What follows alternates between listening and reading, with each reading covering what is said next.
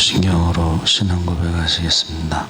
전능하사 천지를 만드신 하나님 아버지를 내가 믿사오며 그 외아들 우리 주 예수 그리스도를 믿사오니 이는 성령으로 잉태하사 동정녀 마리아에게 나시고 본디오 빌라도에게 고난을 받으사 십자가에 못 박혀 죽으시고 장사한 지 사흘 만에 죽은 자에서 다시 살아나시며 하늘에 오르사 전능하신 하나님 우편에 앉아 계시다가 저희로서 산 자와 죽은 자를 심판하러 오시리라. 성령을 믿사오며 거룩한 공회와 성도가 서로 교통하는 것과 죄를 사하여 주시는 것과 몸이 다시 사는 것과 영원히 사는 것을 믿사옵나이다. 아멘. 찬송가 255장 찬양하시겠습니다.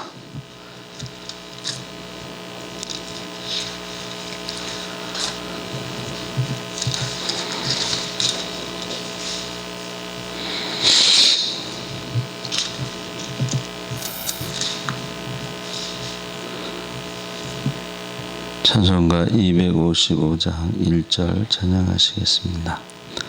너의 죄 흉악하나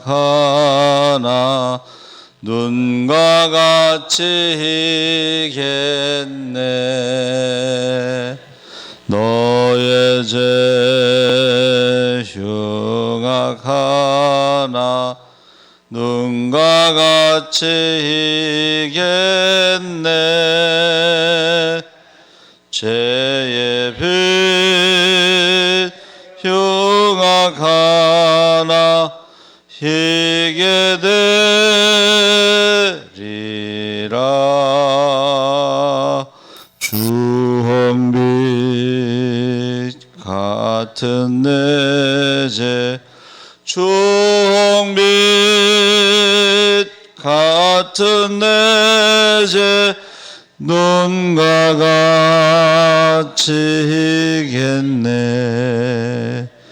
눈과 같이 희겠네.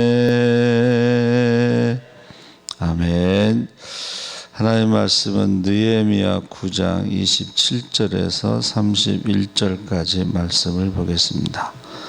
구약성경 740쪽에 있습니다.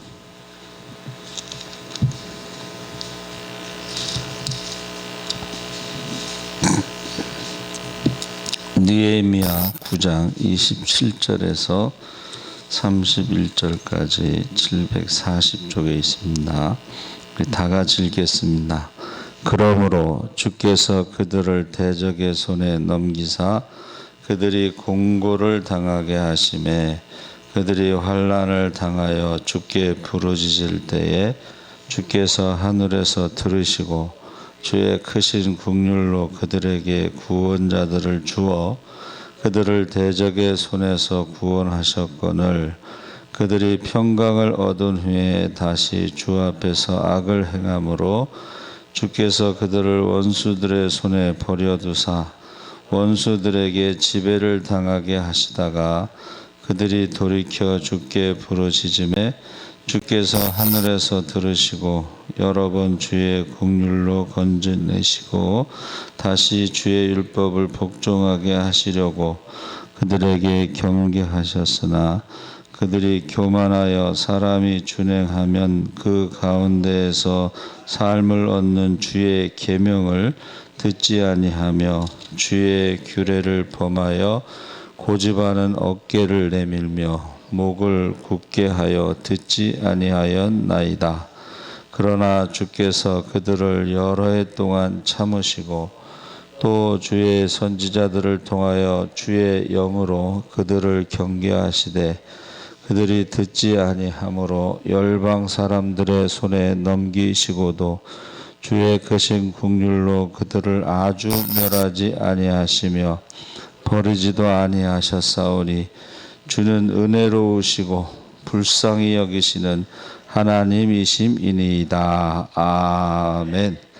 할렐루야. 좋은 아침입니다. 잘 오셨습니다. 감사합니다. 오늘 말씀의 제목이 진실된 고백입니다.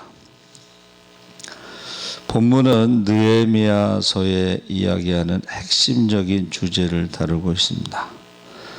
이스라엘 백성이 얼마나 하나님 앞에 죄를 지었는가, 또 그들을 사랑하시는 하나님의 은혜가 얼마나 큰가.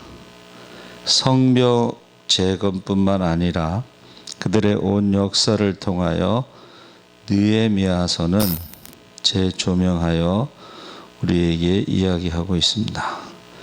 그래서 9장에서 중요한 단어가 2절 3절에 나오는 허물을 자복하고 죄를 자복하고 그래서 자복하다라는 단어입니다.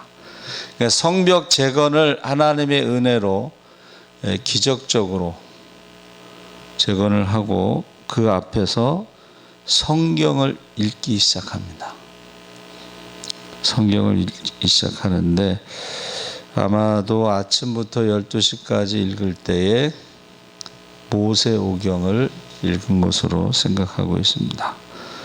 그래서 우리가 그 말씀을 자복하다라는 말은요, 말씀을 듣고 죄를 뉘우치고 돌이키는 것도 중요한 의미가 되지만 진실을 규명하고 그 진실에 대해 말하는 것이 이 시대에 고백하다라는 단어의 의미가 되겠습니다. 그러니까 왜 우리가 나라가 망했는가? 그리고 어떻게 다시 성전이 건축되고 성벽이 재건되고 우리가 포로에서 돌아왔는가? 그것을 다시 한번 역사를 돌아보는 것이죠. 그래서 그거를 이제 정리한 에스라가 쓴 책이 역대상하인데 거기서 중요한 게 뭐냐면 우리는 누구인가라는 정체성입니다. 그래서 택하신 족속으로 왕같은 제사장으로 거룩한 나라로 하나님의 소유된 백성이었는데 우상을 섬기고 하나님을 떠나서 우상을 섬겼을 때 결국 나라가 망하고 바벨론 포로에서 70년 동안 포로 생활을 한 거죠. 그래서 단순히 개인적인 어떤 잘못했다 하는 뉘우침을 넘어서 민족, 나라의 흥망성쇠가 그 역사라는 것을 통해서 지금 돌아보고 고백하는 것입니다. 그래서 진실된 고백 가운데 몇 가지 사실을 깨달을 수가 있는데 인간이 얼마나 악한가, 이스라엘 백성이 하나님 앞에서 얼마나 죄를 지었는가, 용서하고 은혜를 베풀었음에도 불구하고 계속 죄를 짓는 모습을 살펴볼 수가 있고 그 죄악을 다루시는 하나님의 크신 사랑, 무궁하시고 인자하심을 지금 느헤미야서 9장에서 이스라엘 백성의 고백을 통해서 알 수가 있습니다. 그래서 성벽을 재건한 후에 백성이 함께 모여 말씀을 읽는데 말씀 앞에서 그들의 반응이 9장입니다. 그러니까 우리가 그 말씀을 읽으면서 그 역사적으로 체험을 했죠. 그래서 그 체험, 과거의 역사에 대해서 하나님이 어떤 일을 행하셨는지를 깨닫게 됩니다. 그래서 특별히 우리가 가슴에 새기고 돌아갈 수 있기를 바라는 말씀이 첫째는 살기 위해 죄와 싸우라. 가나안 정복을 마친 이스라엘 백성들이요, 5가지 사건이 계속 반복됩니다. 첫째는 죄, 그 다음에 심판, 그 다음에 회개, 그 다음에 구원, 그 다음에 망각입니다. 망각. 하나님의 구원의 은혜에 대해서 망각하고 다시 죄를 져요. 그러면 다시 심판이 있고 다시 회개하고 다시 구원하고 다시 망각하고, 이것이 이제 사사기의 순환 구조, 악의 반복. 그런데 이제 우리가 읽으면서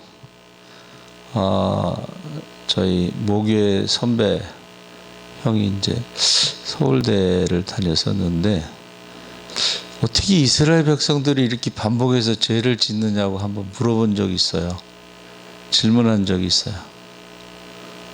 그때는 그냥 넘어갔는데 지금 생각하면 이스라엘 백성들이 반복되는 이것이 사실은 우리의 모습, 아니 저의 모습으로 우리가 하나님의 은혜를 망각하고 죄를 짓고 또 그 심판 가운데 다시 구원을 호소하고 그런 것이 나의 모습이 아니냐. 그래서 9장 27절에 주께서 그들을 대적의 손에 넘기사 그들이 공고를 당하게 하시매 그들이 환난을 당하여 주께 부르짖을 때에 주께서 하늘에서 들으시고 주의 크신 국률로 그들에게 구원자들을 주어. 여기서 구원자들이 누구냐면 사사들 또 뭐 선지자들 이렇게 생각할 수가 있죠. 그들을 대적의 손에서 구원하셨거늘 26절에도 기록된 죄악 선지자를 죽이고 하나님 말씀을 듣지 않았던 그 죄로 인해서 그러므로 그들을 대적의 손에 넘기셨다 기록되어 있습니다. 또 압제 가운데 이스라엘 백성의 신음하고 힘들어하고 또 하나님 앞에 용서를 구하면 또 하나님이 용서하신 것이 27절에 나와 있는 것입니다.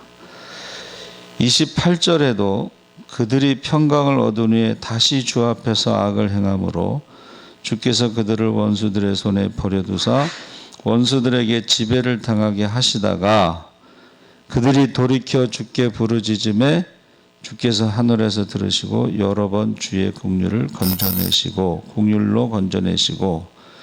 그러니까 지금 27절, 28절에도 같은 내용이죠.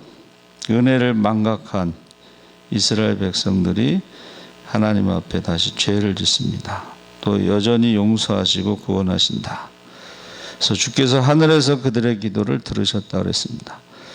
29절 30절에도 주의 율법을 복종하게 하시려고 그들에게 경계하셨으나 그들이 교만하여 사람이 준행하면 그 가운데에서 사를 얻는 주의 계명을 듣지 아니하며 주의 규례를 범하여 고집하는 어깨를 내밀며 목을 굳게 하여 듣지 아니하였나이다.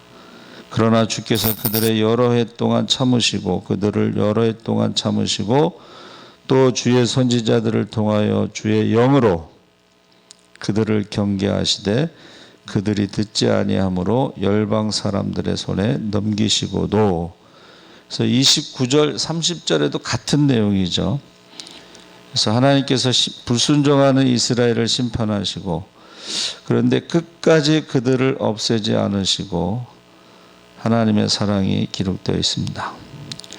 그래서 우리가 성경 통독하면서 계속 반복되는 게 뭐냐면 이방인들은요 우상 숭배에 대해서 벌을 주어서 그 민족이 없어져요. 그런데 유대인들의 죄는 우상 숭배라고 하지만 그 우상 숭배 앞에 하나님과의 약속, 언약된 그 백성인데 약속을 불순종한, 말씀을 불순종한 거에 대해서 징계, 가르치신다 이런 뜻이에요. 고난을 통해서 가르치신다. 그리고 돌아오게 하신다. 이게 하나님의 백성과 이방인들의 차이입니다. 이방인들은요 돌아올 게 없어요. 하나님의 말씀이 없기 때문에, 계명이 없기 때문에.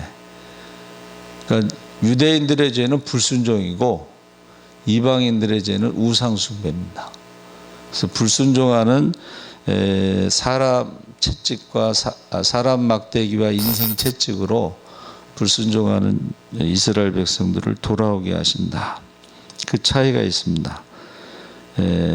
특별히 느헤미야 9장을 묵상할 때에 한 가지 질문하는 게 있는데, 왜 그들은 죄를 계속 짓는 것일까? 하나님의 은혜를 경험했음에도 불구하고 다시 그 자리로 나아가는 것일까? 이것은 우리 자신에게 하는 질문이고 나 자신의 모습이라고 생각할 수가 있습니다. 그래서 왜 그랬을까?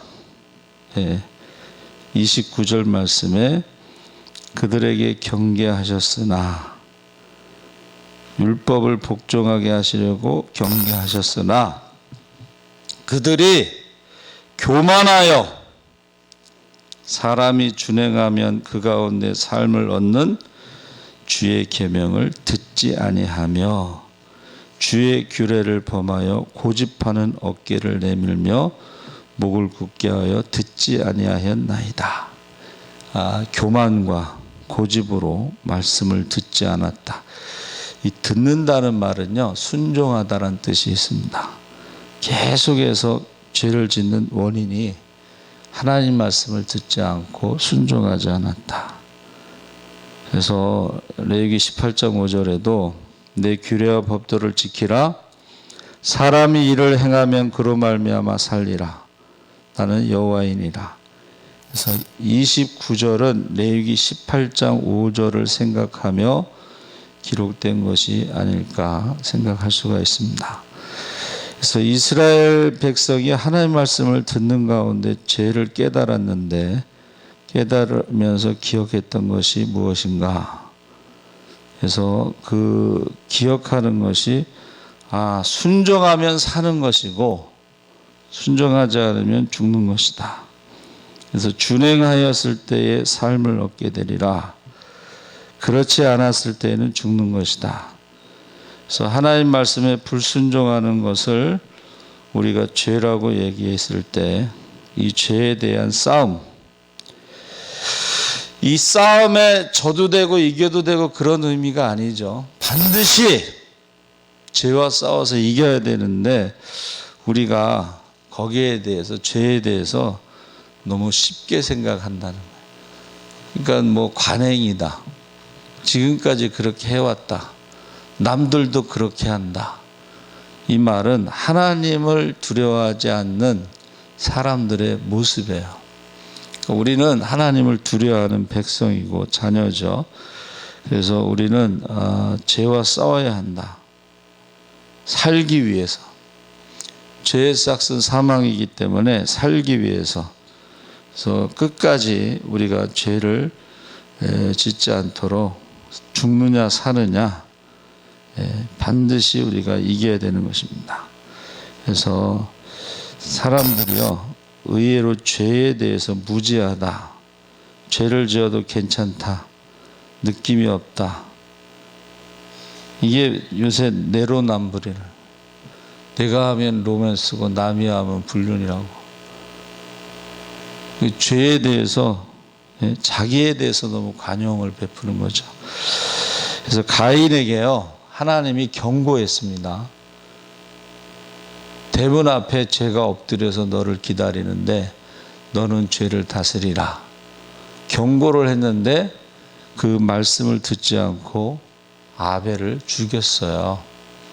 그러니까 미리 경고하셨잖아요. 너는 대문만 나가면, 여러분, 저와 여러분이 교회 문을 나가면 죄가 엎드려서 기다린다는 거예요. 그 전에 목사님들은 기도를 많이 하셔서 영안이 열려가지고 예배 끝났는데요, 성도들이 이렇게 나가는데 검은 게 하나씩 따라가더래. 검은 게 뭐가 따라가요? 귀신이 따라가는 걸 보고 그 목사님이 귀신을 쫓으려고 맨발로 몇십 리길을 쫓아갔다는 얘기가 있어요.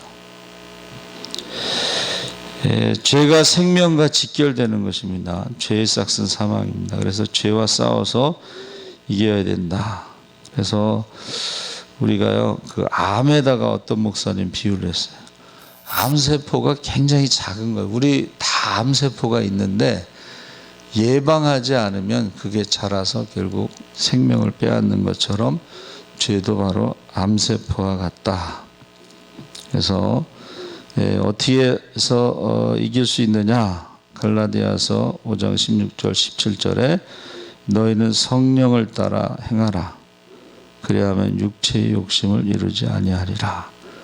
결국은 이 암이라는 것과 욕심이라는 것이 같은 것으로 욕심이 잉태해서 죄를 낳고 죄가 장성해서 사망을 낳습니다. 그래서 갈라디아서 5장 로마서 7장에도 죄의 영향력에 대해서 말하고 있습니다. 마음은 하나님의 법을 따르려고 하는데 우리 몸은 육신은 죄의 법을 따르고 있다. 이 사도 바울이 목사고 선교사예요. 그런데도 그 죄와 싸워서 이기기가 힘들다는 거예요. 그런데 예수 안에서 결코 정죄함이 없고 생명의 성령의 법이 죄와 사망의 법에서 나를 해방했다. 우리가 성령의 도우심으로 죄와 싸워서 이길 수가 있다 그랬습니다. 그래서 우리가 성령 충만, 성령 세례, 불세례 이거를 통해서 우리의 죄의 쓴 뿌리가 뽑힌다는 거예요. 그것을 웨슬레 목사님은 그리스도인의 완전. 그 무슨 말이냐면 성령 충만함으로 성령 세례 받음으로 성령의 불세례로 죄의 뿌리가 뽑히면요. 죄를 알지도 못하고 죄를 지을 수도 없다는 거예요. 그러니까 우리가 뭔가 죄가 일어나는 것은 마음속에 수백 번 그 사람을 미워하고 죽이는 연습을 한 다음에 살인이 일어난다는 거예요. 근데 아예 그 미움이 없다면 마음속에서 누구를 죽이는 연습을 하지 않는다면 살인이 일어나지 않는다는 거예요. 그러니까 모르는 거예요. 그런 거에 대해서. 죄에 대해서 모르고 죄를 행하는 능력을 상실하는 것입니다. 그것을 기독교인의 완전이라고 표현했습니다. 그래서 죄에 대해서 우리가 모르면요. 죄라고 하는 무서운 열매로 겁없이 우리의 배를 채우고 있지 않는가. 우리의 영혼이 죄라는 무서운 열매로 우리의 허기진 배를 계속 채우고 있지 않는가. 그것을 멈출 수가 없는 거야. 그래서 그 N번방인가? 우리는 들어보지도 못한 내용들이 거기 있는데 그 사람이 뭐라 그랬어요? 자기의 악마 짓을 멈추게 해준 것에 대해서 감사하다. 자기를 체포해서 그 일을 멈추게 해준 것을 감사하다. 자기 스스로가 그가 악마의 짓이라고 그랬거든요. 그래서 모든 것은 예방이 중요하다. 그래서 그 예방이 바로 육신대로 살면 반드시 죽을 것이로되 영으로서 몸의 행실을 죽이면 살리라. 그래서 사도 바울도 똑같은 것을 경험했습니다. 그래서 어떻게 하면 승리할 수 있느냐? 성령의 도우심이 필요하다 그랬습니다. 그래서 우리가 예수를 믿으면서도 계속 죄의 노예로, 과거의 종으로, 죄의 종으로, 마귀의 종으로, 욕심의 종으로 살아간다는 것은 마치 식물인간과 같다 그랬어요. 그러니까 우리가 하나님의 자녀의 권세를 누리지 못하면서 사는 거예요. 죄가 얼마나 무서운지 모릅니다, 여러분. 제가 그 귀신 들린 교사 이야기를 자주 하는데 이제 귀신이 나가고서 그 죄를 고백하는 거예요. 그리고 십자가 그 찬송을 부르고 귀신이 나간 다음에 찬양하라 내 영혼아 그 찬양을 하더라고. 근데 그 귀신이 왜 들어갔느냐? 죄를 지었을 때 회개하지 않아서 귀신이 들어간 거예요. 귀신이 들어가는 게 여러 가지가 있지만 누구 미워해도 귀신이 들어가기도 하고 여러 가지가 있지만 그 중에 가장 대표적인 것이 죄를 짓고 회개하지 않으면 그 사람이 교사였어요. 교사. 교회 학교 교사였는데 저는 이게 개인적인 체험이에요. 귀신이 들어가고 나서 아이들이 다 떨어져 나가더라고.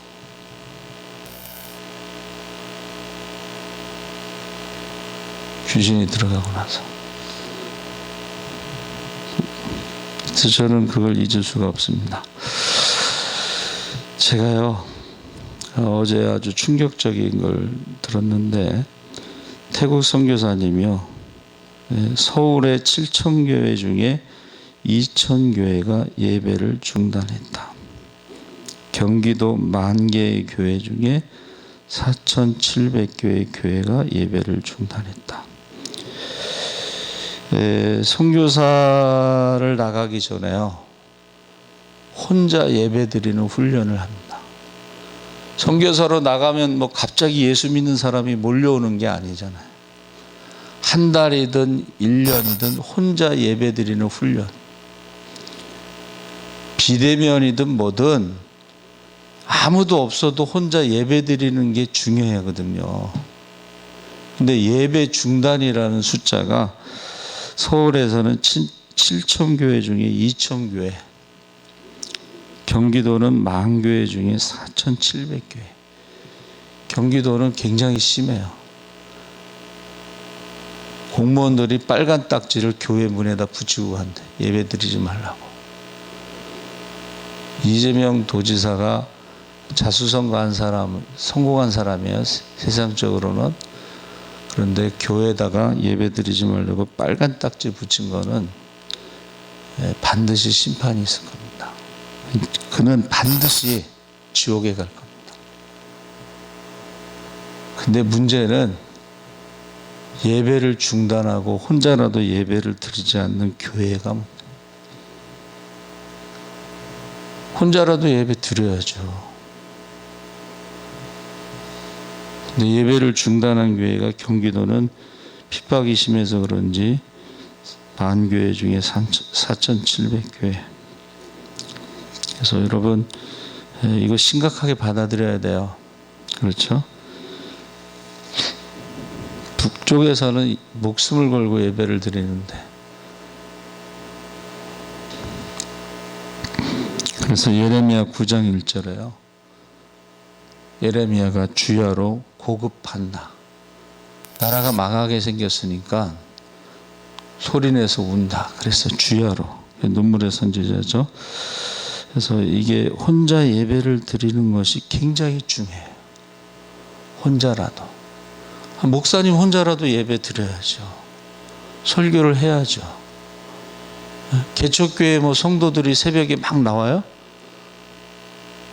개척교회 예배 드릴 때 새벽 기도 때 사람 없습니다. 그래서 새벽 기도를 마쳤는데 누가 들어오더래요. 그래서 새벽 기도를 다시 했대잖아요. 그 한 사람 때문에. 저도 수지에서 목사님 돌아가셨을 때 수요예배 때 혼자 설교했어요. 근데 한참 설교하는데 한 명이 들어오더라고. 얼마나 반가운지 몰라요. 네, 서울 사는데 수지에 병원이 있는데 수요일이라서 왔다는 거예요. 멀리서 있으니까는 돌아가신 목사님인 줄 알았대, 저를. 그래서 목사님 돌아가셨고 사정을 얘기했는데, 여러분, 혼자라도 예배를 드려야 돼요. 성도들도 집에서라도 혼자라도 예배를 드려야 돼요. 예배를 중단했다는 것은 충격적인 겁니다. 그리고 어제 새벽에 이제 우리 최정희 어머니, 강학수 안수 집사님 어머니가 돌아가셨는데, 오후 5시에 유영희 집사 부친이 돌아가셨어요. 그래서 3남 3녀인데 일산 백병원이라고 이동훈 안수 집사님이 문상을 가자는 거야. 3남 3녀가 있으니까 문상을 가서 기도라도 하자. 그래서 아마 오후에는 거기를 이동훈 안수 집사님과 함께 가야 될 것 같습니다.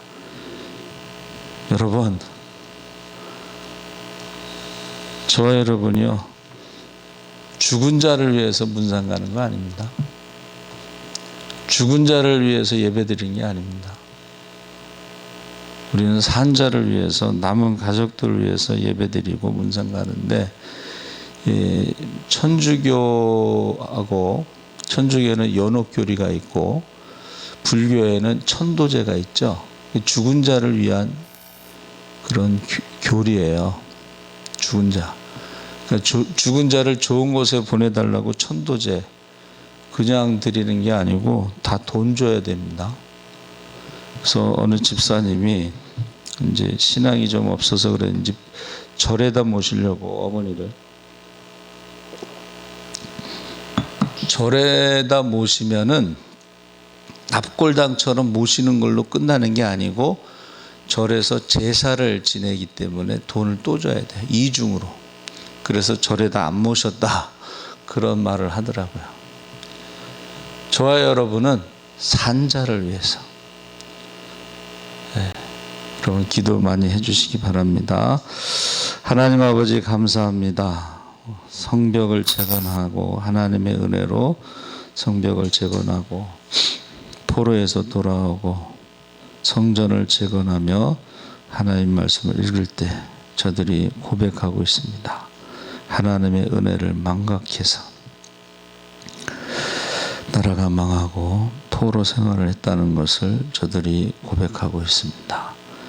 우리가 개가 토한 것을 계속 먹듯이 반복돼서 개 같은 신앙으로 살아가는 모습을 볼 때에